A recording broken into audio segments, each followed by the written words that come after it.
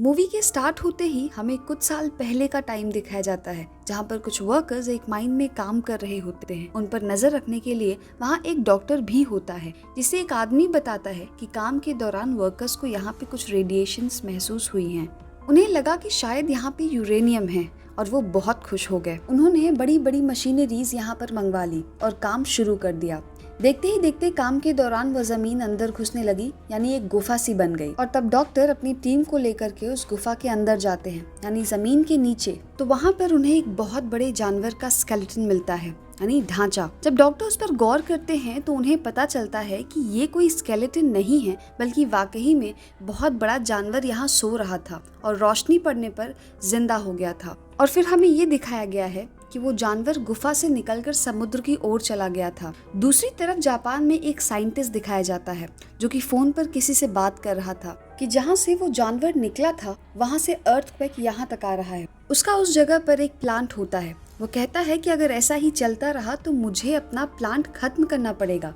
तभी उसकी वाइफ आती है और वो अपनी वाइफ और बेटे फोर्ट को लेकर वहाँ से चला जाता है। और वो अपनी वाइफ से कहता है कि अर्थक्वेक के झटके आ रहे हैं, ये मुझे अच्छी बात नहीं लग रही है, तो तब तक तुम मेरे प्लांट के पास मेरी कुछ टीम के साथ रहोगी। फिर हमें वही साइंटिस्ट लैब में दिखाया जाता है, जो कि पता लगा रहा था कि असल में ये अर्थक्वेक के झटके आ कहाँ से रहे हैं, लेकिन उनमें से किसी को भी कुछ भी पता नहीं चल रहा था। वो कहता है कि सारी मशीनरीज ऑफ कर दी जाए, क्योंकि हम नहीं जानते हैं कि ये झटके किस चीज के हैं और कहीं ये हमें नुकसान ना पहुंचा दे।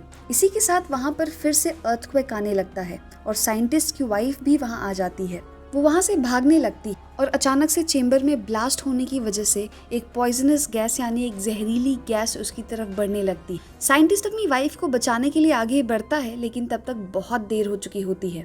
गैस पूरी तरीके से उस कैबिन में फैलने लगी थी। तो फिर उसकी वाइफ कहती है कि दरवाजा बंद कर दो, इससे पहले कि वो वहां तक पहुंच जाए। और ना चाहते हुए भी साइंटिस्ट को दरवाजा बंद करना पड़ता है। इसके बाद वो काफी उदास हो जाता है, क्योंकि उसकी वाइफ अंदर रह गई थी। वह उससे कहती है कि हमारे बेटे फोर्ट का ध्यान रखना। और इसी के साथ साथ रेडिएशन की वजह से पूरा का पूरा प्लांट तबाह हो जाता है।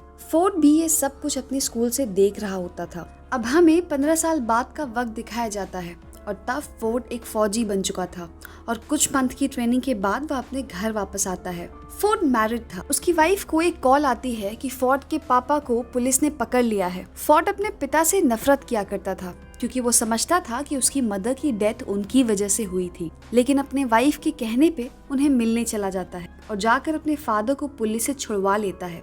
वह दोनों घर आते हैं तो उसके फादर उससे कहते हैं कि बेटा वो एक एक्सीडेंट नहीं था, बल्कि इसके पीछे कुछ रेडिएशंस थी और सेम चीज हम आज भी फिर फेस कर रहे हैं। और वह अब भी इसलिए अरेस्ट हुआ था क्योंकि उस जगह पर गया था जहाँ पे पुलिस ने जाने से मना किया था। वह बताता है कि मेरे दोस्त ने एक फ्रीक्वेंसी नोट की है, वहाँ से अजीबोगरीब आवाज़ आती है, तो मुझे वहाँ पर जाके देखना होगा और ये साबित करना होगा कि उस रोज जो प्लांट पर ब्लास्ट हुआ था वो एक्सीडेंट नहीं था। और फिर फोर्ट अपने फादर के साथ वहाँ पर जाता है। वो लोग नोट करते हैं कि वहाँ पर कोई जहरीली गैस की रेडिएशंस नहीं थी। और फिर पुलिस एक बार वापस आ जाती है, उन दोनों को पकड़कर अपने साथ ले जाती है। और वहाँ पर फिर वही डॉक्टर जो मूवी के स्टार्टिंग के सीन में दिखाया गया था वो भी होता है। वो साइंटिस्ट से पूछते हैं कि आखिर तुम बार बार उस जगह पर क्यों जाते हो। जो वो करना चाहता था तब वो बताने लगता है। ये सब सुनकर सब बहुत हैरान होते हैं और सोचते हैं कि इतनी सारी इन्फॉर्मेशन तो उसे भी नहीं पता थी। वहाँ पर एक बहुत बड़ी पत्थर जैसी कोई चीज होती है जिसपे वो लोग एक्सपेरिमेंट कर रहे थे। अचानक से वो पत्थर हिलने लगता है। वो लोग उस पर बिजली फेंकने लगते हैं, यानी इलेक्ट्रॉनिक शॉक देने लगते हैं। पत्थर टूट जाता है और उसमें से एक बहुत बड़ा क्रिएचर बाहर आता है। वह बहुत ही ज्यादा बड़ा था और लोगों पर बिजली जैसी कोई चीज फेंक रहा था। और फिर हमें दिखाया जाता है कि वह जानवर खुद को कैसे आजाद करवाकर प्लांट से बाहर आ जाता है और वहां से उड़ जाता है। अगले दिन कैप्टन आते हैं और डॉक्टर को अपने साथ जाने के लिए कहते हैं। डॉक्टर अपने साथ साइंटिस्ट और फोर्ट को भी लेके जाते हैं, लेकिन इस समय साइंटिस्ट काफी जख्मी हो चुका था। वहां पर जाकर उनका हेड उन्हें बताता है कि ये क्रिएचर कोई आम क्रिएचर नहीं है। जब जमीन की रेडिएशन कम हो गई थी तो ये समंदर की गहराइयों में चला गया था, ताकि वहां से ये अपनी एनर्जी को ले सके। वो बताते हैं कि हमारी कंपनी को उसे ढूंढने के लिए बनाया गया था। वो आज तक नहीं मरा और उसका नाम गॉडजिला था। और ये वही जानवर था जिसे लोग अर्थक्वेक समझ रहे थे। और वह चलता चलता जापान के एक प्लांट में आ गया था क्योंकि उसे कोई ऐसी जगह चाहिए थी जहाँ पर वो बहुत सारी एनर्जी एक साथ ले पाता। इसी के साथ हमें दिखाया जाता है कि साइंटिस्ट के वहाँ पर डेथ हो जाती है और सब लोग काफ़ी परेशान हो जाते हैं कि आज तो ये मरे हैं, कल को कोई और भी मर सकता है। अचानक वहाँ पे हेड को एक कॉल आती है। समंदर के अंदर अजीबोगरीब रेडिएशंस आ रही होती हैं और उन्हें पता चलता है कि वह क्रिएचर वहीं पर मौजूद है और वो वहाँ पर न्यूक्लियर बॉम्ब खा रहा था क्योंकि उसे एनर्जी चाहिए थी। लेकिन इसके साथ साथ यहाँ पर किसी और चीज़ का भी सिग्नल मिल रहा था। वहाँ पर कुछ लोग भेजे गए तो वो देखते हैं कि समंदर से एक बहुत बड़ा जानवर निकल रहा होता है।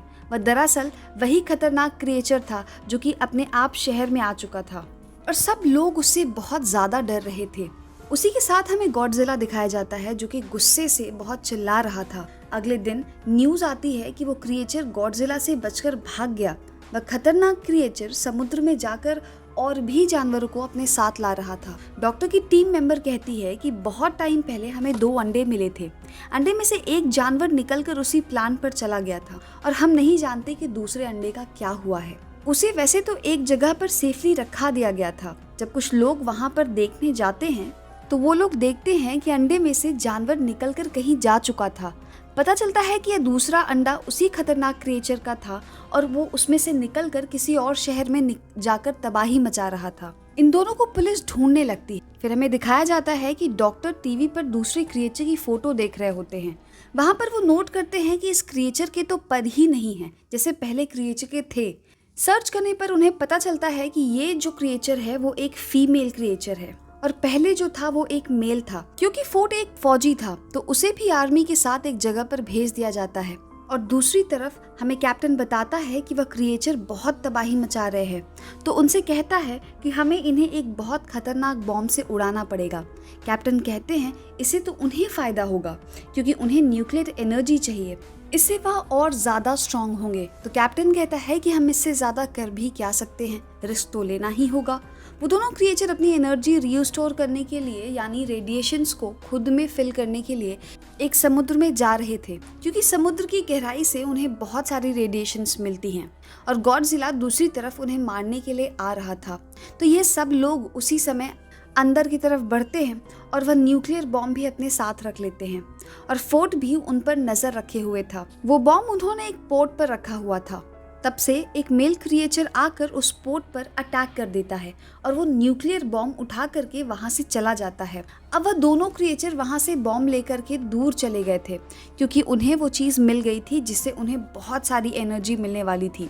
आर्मी और हेड का ये प्लान अब पूरी तरीके से फेल हो चुका था। वो लोग सोचते हैं कि अब उनसे कुछ भी नहीं हो पाएगा, शायद अब गॉडजिला ही अब सबकी जान बचा सकता है। फिर हमें दिखाया जाता है कि वह क्रिएचर शहर में बहुत ज्यादा तबाही मचा रहे थे लेकिन लकीली गॉडजिला भी वहां पर आ जाता है और आर्मी भी वहीं पर ही थी। फिर हमें दिखाया जाता है कि गॉडजिला इस क्रिएचर के सामने आ जाता है और वह दोनों लड़ने लगते हैं। वो बहुत ही बड़े थे और लड़ते लड़ते बहुत सारी चीजों को डिस्ट्रॉय कर रहे थे। सब लोग पीछे हट जाते हैं। यहाँ पर अभी सिर्फ मेल क्रिएचर ही मौजूद था। गॉडजिला उसे आसानी से लड़ पा रहा था और वह उसे मारने ही वाला होता है कि वहाँ पे उसके पीछे एक फीमेल क्रिएचर आकर उस पर अटैक कर देती है और फिर गॉडजिला इन दोनों से अकेला ही लड़ रहा था। गॉडजिला के लिए उन दोनों को मारना काफी मुश्किल हो रहा था।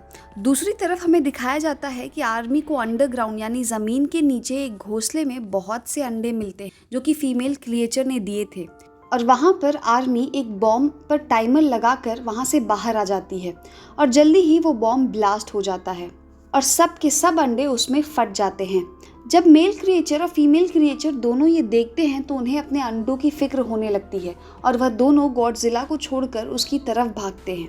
अब उस धमाके से गॉडजिला को काफ़ी ज़्यादा फायदा हुआ। उस धमाके की रेडिएशंस गॉडजिला को एनर्जी दे रही थी और उसने वही एनर्जी को यूज करके अपने मुंह से उन दोनों क्रिएचर पर फेंक दी।